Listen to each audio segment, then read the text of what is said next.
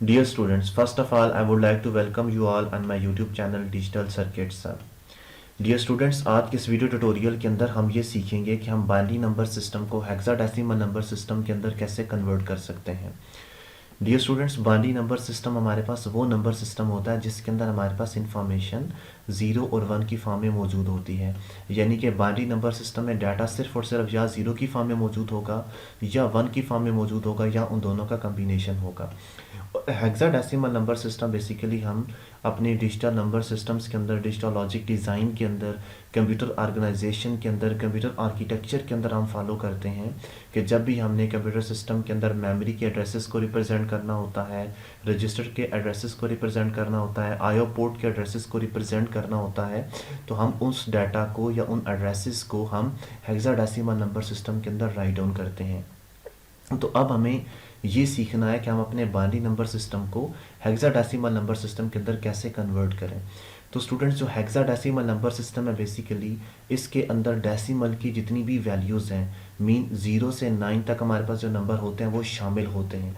यानी कि आप यहाँ पर देखें, जो मैंने ब्लू कलर के अंदर जो मेंशन किया है कि जो हेक्साडेसिमल नंबर सिस्टम है उसके अंदर 0 to 9 हमारे पास जो नंबर होंगे वो इंक्लूडेड होंगे। लेकिन हेक्साडेसिमल नंबर सिस्टम के अंदर जो 10 होता है बेसिकली वो उसको हम 10 नहीं राइट डाउन करते, बल्कि हम 10 की जगह पर ए लिखते हैं।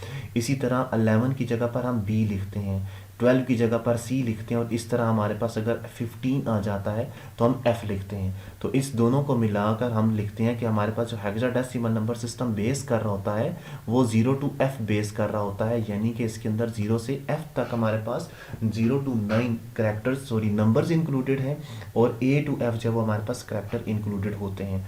अब हमारे पास इसको हम कैसे कन्वर्ट कर सकते हैं। हमारे पास सबसे शॉर्टकट मेथड क्या है कि अगर कोई नंबर सिस्टम बाइनरी के अंदर मौजूद हो और हम उसको हेक्साडेसिमल में कन्वर्ट करना चाहते हैं तो उसका मेथड क्या होगा।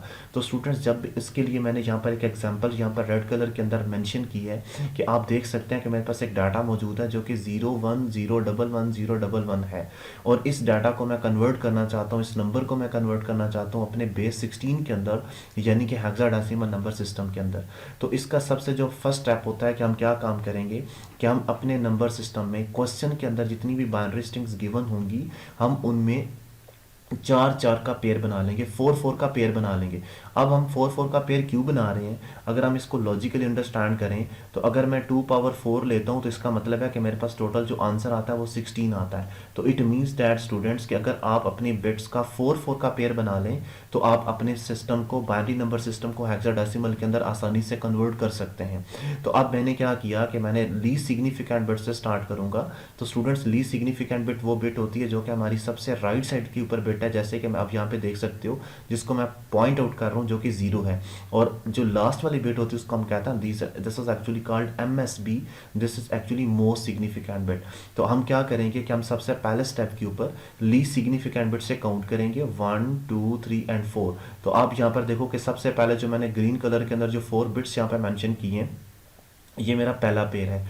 उसके बाद मैं आगे चलूंगा, जो रिमेनिंग बिट्स रह जाएंगी उसमें फिर 4 का पेयर काउंट करूंगा, 1 2 3 4, विच इज 11 एंड 01। तो मेरा जो नेक्स्ट पेयर बन जाएगा वो बन जाएगा 1101, और इस तरह हम आगे चलते जाएंगे। यानी कि मेरे पास चूंकि 8 बिट्स मैंने कंसिडर किया एग्जांपल के अंदर, तो मेरे पास 2 पेयर बन रहे हैं। आपके पास अगर 12 होती हैं, 14 होती हैं, 16 होती हैं, तो आप लीस्ट सिग्निफिकेंट बिट से 4-4 का पेयर काउंट करते जाएंगे और लास्ट तक आप अपने इन पेयर्स को कंप्लीट करना है।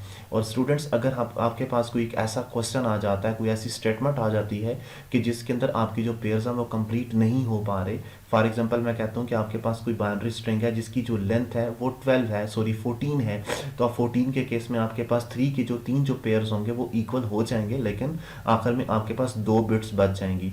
तो उस केस में हम क्या करते हैं कि हम मोस्ट सिग्निफिकेंट बिट्स के साथ 2 जीरोस अपेंड कर देंगे, मीन हम उसके साथ 2 जीरो लगाकर अपना 4 का पेयर कंप्लीट कर लेंगे। तो स्टूडेंट्स, यहाँ पर स्टेप नंबर 2 तक आपने अपने अपने पेयर्स को कंप्लीट कर लेना है। जब हमारे पेयर्स बन जाएंगे तो हम अपनी इंडिविजुअल 4 बिट्स का जो हमने पेयर बनाया है उन पेयर्स के अंदर हम लोगों ने वेट्स को ऐड करना होता है, पावर्स को ऐड करना होता है, जो कि मल्टीपल ऑफ 2 होती हैं। तो आप यहाँ पे देखें तो मैंने पहले पेयर की लीस्ट सिग्निफिकेंट बिट से जब वेट ऐड किया तो मैंने सबसे पहले 0 की पावर लगा दी 1, फिर 1 की पावर लगा दी 2, फिर 0 की पावर लगा दी 4, फिर 1 की पावर लगा दी 8। तो इस तरह ये मल्टीपल्स ऑफ 2 हम यहाँ पर इसको ऐड करते जाते हैं और ये इंडिविजुअली हमने 4 बिट्स के पेयर्स के अंदर हमने ये पावर ऐड कर ली। अब स्टूडेंट्स जब अगली 4 बिट्स की मैं बात करूंगा तो उस केस में आप देखो कि 1 अगेन उसके जो मैं पावर्स ऐड कर रहा हूँ, जो वेट्स ऐड कर रहा हूँ, वो अगेन उसके अपने पावर्स ऑफ वेट्स होंगे। हम हर 4 बिट्स के लिए अपने अपने वेट्स को ऐड करते जाते हैं। इसी तरह मैंने सेकंड पेयर के अंदर 1 की power 1, 0 power 2, 1 power 4 and 1 power 8 include कर दिया। अब ये स्टेप नंबर 3 यहाँ पर हमारा कंप्लीट हो जाएगा कि आप सबसे पहले क्वेश्चन में 4 का पेयर्स बनाओगे। पेयर्स बनाने के बाद आप उन पेयर्स के अंदर आप इंडिविजुअली उनके वेट्स को ऐड कर दोगे। जब वेट्स ऐड हो जाएंगे तो अब हम क्या करेंगे स्टूडेंट्स कि जिन वेट्स के अगेंस्ट हमारे पास 1 आ रहा है हम उन वेट्स को कंसिडर कर लेंगे, और जिन वेट्स के अगेंस्ट हमारे पास 0 आ रहा है उन वेट्स को हम कंसिडर नहीं करेंगे। तो आप यहाँ पे देखें जो मैंने येलो कलर के अंदर यहाँ पे राइट डाउन किया है, मेरे पास चूंकि 8 के अगेंस्ट 1 आ रहा था मैंने 8 को कंसिडर कर लिया, 4 के अगेंस्ट 1 आ रहा था मैंने 4 को कंसिडर कर लिया, अब 2 के अगेंस्ट 0 आ रहा था मैंने 0 कंसिडर नहीं किया, 1 के अगेंस्ट 1 आ रहा था तो मैंने यहाँ 1 कंसिडर कर लिया।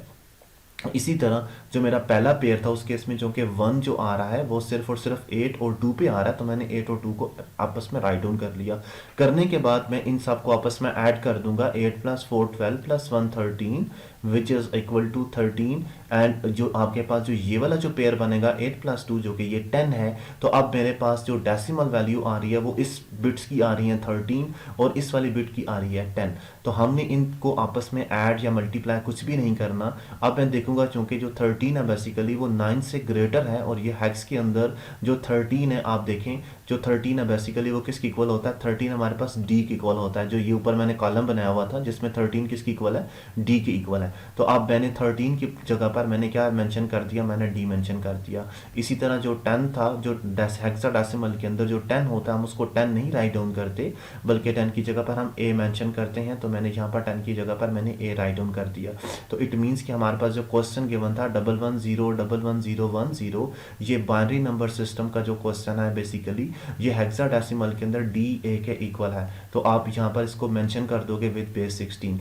इस तरह अगर आपके पास कोई भी क्वेश्चन आता है स्टूडेंट्स जो कि बाइनरी की फॉर्म में होगा आप उसको लीस्ट सिग्निफिकेंट बिट से स्टार्ट करेंगे, 4 पेयर बनाते जाएंगे और आखिर में आप मोस्ट सिग्निफिकेंट बिट पे जाएंगे।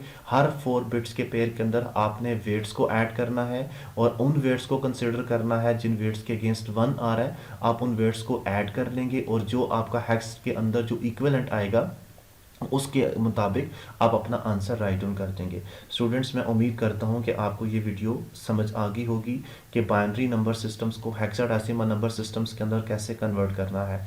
आई वुड लाइक टू रिक्वेस्ट कि आप इसकी वीडियो के ऊपर कमेंट करें, लाइक करें और मेरे चैनल को सब्सक्राइब करें ताकि डिजिटल सर्किट्स आपके ऊपर आने वाली तमाम लेटेस्ट वीडियोज़ आपको सबसे पहले रिसीव हो सके।